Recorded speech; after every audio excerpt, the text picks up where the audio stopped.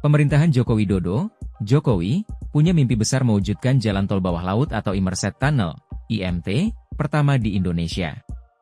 Pembangunan IMT ini akan direalisasikan di Ibu Kota Nusantara, IKN, dan merupakan bagian dari jaringan konektivitas jalan tol IKN Seksi 4A dan 4B.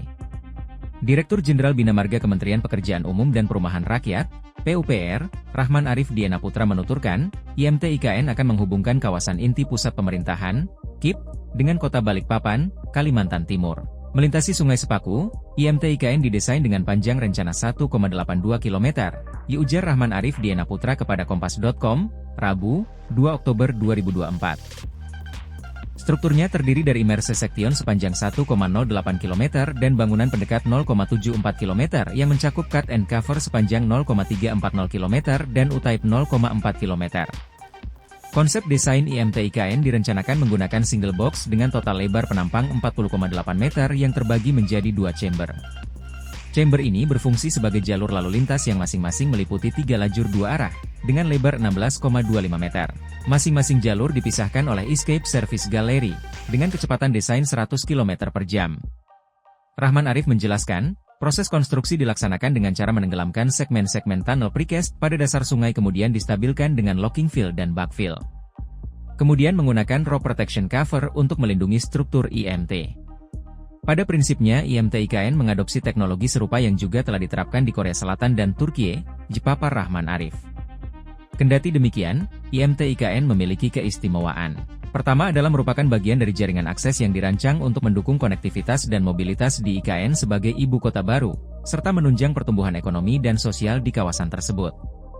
Keistimewaan kedua adalah dirancang dengan mengurangi risiko kerusakan lingkungan dan habitat satwa, menjaga alur pelayaran existing, mengurangi sedimentasi, dan peningkatan terhadap teknologi konstruksi serta tunnel. Selain itu, IMT IKN merupakan penerapan pertama teknologi konstruksi IMT di Indonesia. Penerapan teknologi ini diharapkan dapat mendukung penerapan konstruksi berkelanjutan yang lebih ramah lingkungan dalam pelaksanaannya. Lebih jauh Rahman Arif mengatakan, pembangunan IMT akan berkolaborasi dengan tenaga ahli internasional sehingga diharapkan tercipta transfer of knowledge atau alih pengetahuan kepada para insinyur Indonesia.